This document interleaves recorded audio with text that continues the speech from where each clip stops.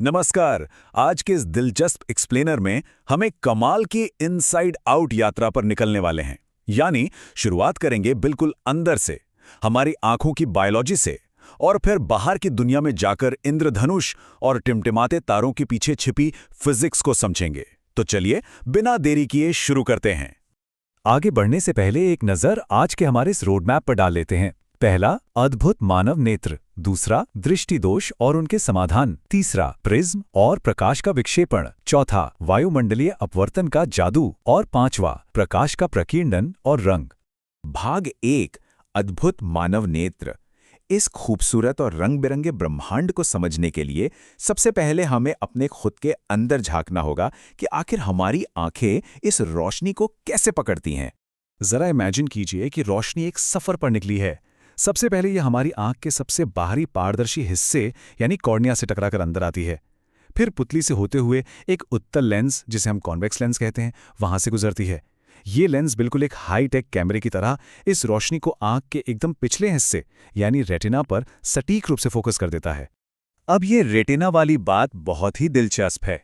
ये असल में एक बायोलॉजिकल स्क्रीन की तरह काम करता है, एक बेहद नाजुक झिल्ली जिसमें रोशनी को पहचानने वाली लाखों करोड़ों कोशिकाएं होती हैं। जैसे ही इन पर लाइट पड़ती है, ये तुरंत एक्टिव हो जाती हैं और रोशनी को इलेक्ट्रिकल सिग्नल्स में बदल देती हैं। फिर हमारी ऑप्टिक नर्व इन सिग्नल्स को सीधे दिमाग तक पहुंचा देती है ना कमाल का मैकेनिज्म? लेकिन सोचिए, अगर बहुत ज्यादा या बहुत कम रोशनी आंख में चली जाए तो क्या होगा? इमेज खराब हो जाएगी, राइट? यहीं पर आइरिस एक स्मार्ट गेटकीपर की तरह काम करता है। ये कॉर्निया के पीछे एक डार्क मस्कुलर डायफ्राम है जो रोशनी के हिसाब से पुतली के साइज को छोटा या बड़ा करता है ताकि एकदम परफेक्ट अमाउंट में ही लाइट अंदर जाए। भाग 2, दृष्टि दोष और उनके समाधान। हमारी आंखें किसी चमत्कार से कम नहीं हैं, लेकिन भाई ये हमेशा एकदम परफेक्ट तो नहीं होती। तो चलिए देखते हैं कि इनमें क्या आम कमियां आती हैं और साइंस इन्हें कैसे फिक्स करता है। अब ये 25 सेंटीमीटर का नंबर इतना खास क्यों है? दरअसल ये इंसान की आंखों का नियर पॉइंट यानी निकट बिंदु है। ये वो कम से कम दूरी है जहां रखी किसी भी चीज को हमारी आंखें बिना किसी स्ट्रेन या तनाव के बिल्कुल साफ साफ देख सकती हैं। अब आते हैं आंखों के सबसे कॉमन प्रॉब्लम्स पर, मायोपिया यानी निकट दृष्टि दोष और हाइपरमेट्रोपिया यानी दूर दृष्टि दोष। मायोपिया में क्या होता है कि इमेज रेटिना तक पहुंचने से पहले ही बन जाती है। इसे ठीक करने के लिए कॉन्केव लेंस यानी अवतल लेंस लगाते हैं जो फोकस को पीछे रेटिना पर धकेल देता है। इसके ठीक उलट हाइपरमेट्रोपिया में इमेज रेटिना के पीछे बनती है और इसे आगे खींचकर वापस रेटिना पर लाने के लिए कॉन्वेक्स लेंस यानी उत्तल लेंस का इस्तेमाल किया जाता है।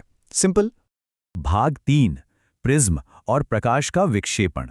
चलिए अब बायोलॉजी की दुनिया से थोड़ा बाहर निकलते हैं और देखते हैं कि जब लाइट कांच के बने तिकोने प्रिज्म से टकराती है तो क्या जादू होता है। हम सबको लगता है कि रोशनी सफेद है, लेकिन सर आइजैक न्यूटन ने साबित किया था कि सफेद रोशनी असल में 7 अलग अलग रंगों से मिलकर बनी है। विबग्योर। जब ये रोशनी प्रिज्म से गुजरती है तो हर रंग एक अलग एंगल पर मुड़ता है। वायलेट यानी बैंगनी रंग सबसे ज्यादा मुड़ता है और रेड यानी लाल रंग सबसे कम। इसलिए हमें ये सातों रंग अलग अलग दिखाई देने लगते हैं। और हमारी प्रकृति बिल्कुल इसी कॉन्सेप्ट का इस्तेमाल करके आसमान में वो शानदार इंद्रधनुष बनाती है। इसमें पानी की छोटी छोटी बूंदें हवा में तैरते हुए नेचुरल प्रिज्म का काम करती हैं। ये पूरा प्रोसेस 4 स्टेप्स में होता है। पहले रिफ्रैक्शन, फिर डिस्पर्शन, उसके बाद बूंद के अंदर टोटल इंटरनल रिफ्लेक्शन और आखिर में फिर से रिफ्रैक्शन। तब जाकर वो सतरंगी नज़ारा देखने को मिलता है।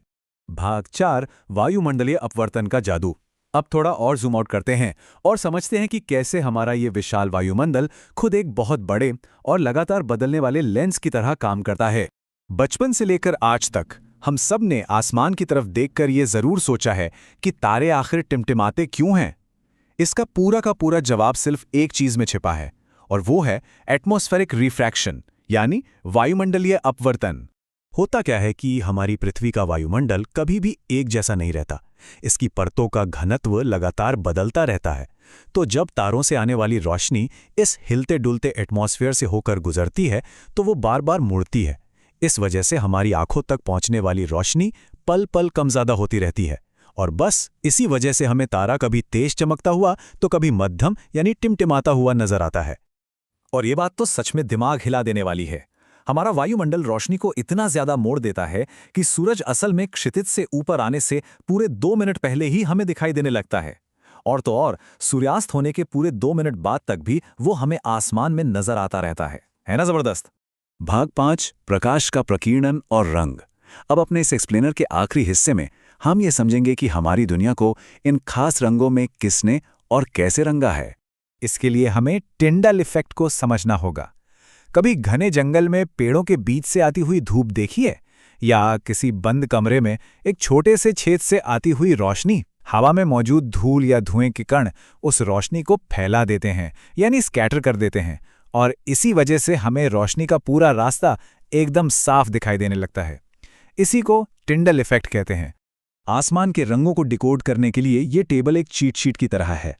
हवा में मौजूद जो बहुत छोटे छोटे कण होते हैं वो छोटी नीली तरंगों को सबसे ज्यादा फैलाते हैं, इसीलिए दिन में आसमान नीला दिखता है। और जो बड़े कण होते हैं जैसे पानी की बूंदें, वो सभी रंगों को बराबर फैला देते हैं। सारे रंग मिलकर सफेद रंग बनाते हैं और इसीलिए हमें बादल रुई की तरह सफेद दिखाई देते हैं।